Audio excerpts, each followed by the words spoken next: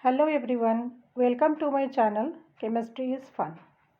Today we will deal with a new topic, that is modern concept of covalent bond. Now see, we have already discussed what a covalent bond is. Covalent bond is formed by the sharing of electrons. As we know, as in case of oxygen molecule, let's say there are two oxygen atoms. Each oxygen atom is having 6 electrons in its valence shell. We can represent by cross for one atom and with dots for the other, so that we can differentiate between the electrons we are representing. Now see, these two electrons and another pair of electrons will be shared, so we find a double bond between the two oxygen atoms. Till here there is no problem, it's fine, two bonds are there. But from this much information can we suggest, are both the bonds of the same type? Is there similar extent of overlapping for both? We can't say, because such specifications are not mentioned. They have just said electrons are paired. So by pairing of electrons, one thing was sure, octet was completed. So that octet rule was followed in most of the cases, though there were some exceptions. So in most of the cases, octet got completed, noble gas configuration was reached because of this sharing of electrons. It was fine.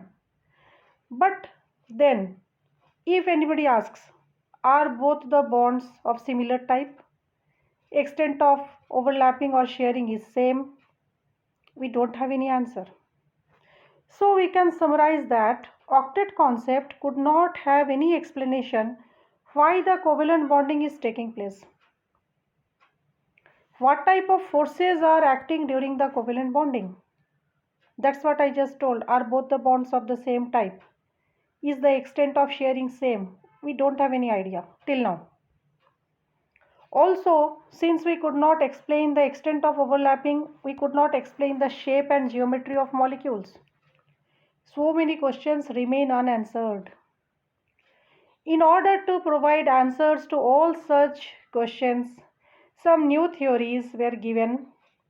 Science is all about exploring new ideas again and again. So again, two theories were given. These were based on quantum mechanics. The two theories given now were valence bond theory and molecular orbital theory. Valence bond theory states that the atomic orbitals of the valence shell will participate in bond formation. As we all know, orbital is that space where the probability of finding electrons is maximum, and valence shell is the last shell which participates in bonding. It also decides the combining capacity. So the atomic orbitals which are present in the valence shell of any atom will participate in bonding. Molecular orbital theory states that the atomic orbitals, they will give rise to equivalent number of molecular orbitals. So we have to deal both the topics one by one. Both are having importance. First of all, let us see the valence bond theory. This theory was first given by Hitler and London. It could explain exactly to a little better extent the formation of covalent bond, and the explanation was further extended by Pauling and Slater. Now what this theory says? You see, when we meet somebody, how we greet? We will have a handshake. So the atoms with their orbitals also decided that they will have a orbital shake. That is, they try to overlap the orbitals. So here we can redefine that covalent bond is formed when the atomic orbitals overlap. Where this overlapping takes place? In the valence shell of the atoms. That is the outermost shell, valence shell. The scientist further explained that in order to be a significant amount of overlapping, the atomic orbitals are desired to be half-filled. That is, they said that half-filled atomic orbitals can participate. We know that in any orbital, maximum capacity is 2 electrons. So half-filled means only one electron should be present. So one condition was that half-filled atomic orbitals will be participating. Another important condition, axis of the orbitals should be in the direction of overlapping. For example, let's say if there are two px orbitals, px, if we want interaxial overlap, then another px orbital also should be there, means both should be px, then extent of overlapping will be more. So the axis of the orbitals should be in that direction where overlapping is taking place. Now, since overlapping is going on, the overlapping will cause the electron density to be high between the two atoms. Naturally, they have overlapped, so the electrons will be found in that area only. So, electron density naturally increases. Greater the overlap, stronger the chemical bond. Means they are now having a better understanding among themselves. So, they are overlapping to a greater extent. A very strong chemical bond is formed. Now see, in some cases, excitation of electrons may be needed. Now what is excitation? Excitation means from the ground state, energy is given so that the electron can be shifted to a higher energy orbital. For example, in case of carbon, this is the ground state. You see 2s2, 2p2, we know 2s2, 2p2. This is the electronic configuration of the outermost shell. Now in 2p there are three orbitals, px, py and pz. Since there are only two electrons in the p orbital, one orbital remains empty, totally empty. Whereas 2s orbital, you see, it is fully filled, two electrons are there. So in excited state what will happen? One electron from 2s will be shifted to 2p. So now we have 2s1, 2p3. We are getting four orbitals which are half filled. So now all these orbitals can participate in bonding. So this excitation state explains the tetravalency of carbon.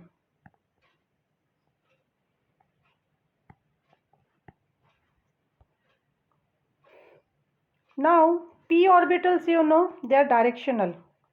That is, they are along the axis. We have px along x-axis, we have py along y-axis, and we have pz along z-axis. So they are already directional. Since they are directionally concentrated, the overlapping will be more. So p orbitals will form stronger bonds compared to s orbitals.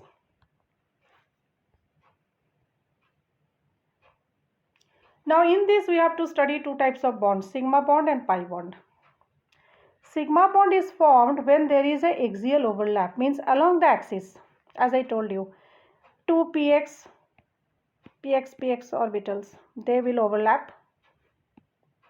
This is a sigma bond, sigma, and this is along the line. About the line, this is the line joining the two nuclei. So about the line it will be symmetrical. Sigma bonding may be because of three types of overlapping, SS, SP and PP. Now see, bond formation is taking place, means two atoms are participating. So in SS overlap, from both the atoms s orbital participates. In sp overlapping, from one atom s orbital and from the other atom p orbital should participate. In pp overlap, from both the atoms p orbital participates. Now we can see some examples also to have a better understanding. In case of hydrogen molecule H2, hydrogen, you know, it is having only one s orbital which is half filled. So one s of one atom and another one s of another atom, they will overlap. You can see it is spherically symmetrical. S orbital is spherically symmetrical. That is what is depicted in the diagram. This is the overlapping area and this is the molecular axis. So this is the molecular orbital formed. This is SS overlap. For sp overlap, we can cite the example of ammonia molecule NH3. In that, three atoms of hydrogen and one atom of nitrogen will participate.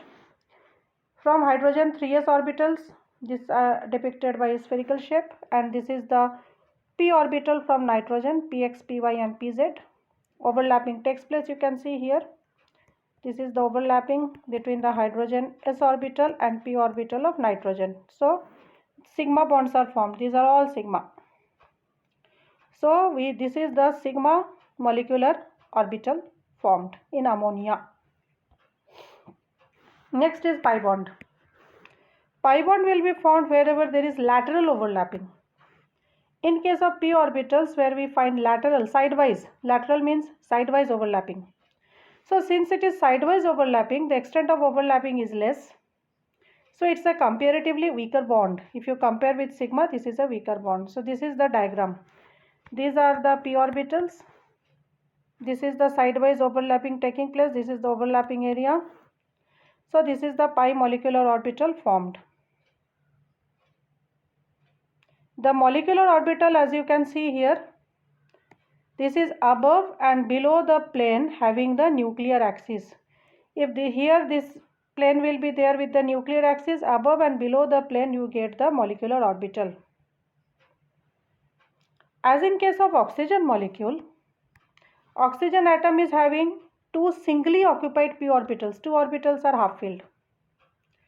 Among the two orbitals, one set of orbitals will form sigma bond, other set will form pi bond. Here you can see this is one oxygen atom 2s and 2s2, 2p, 2px2, 2py1, 2pz1, another one also. Now see here, do not have any misunderstanding that 2s orbital is filled after 2p. It's not like that.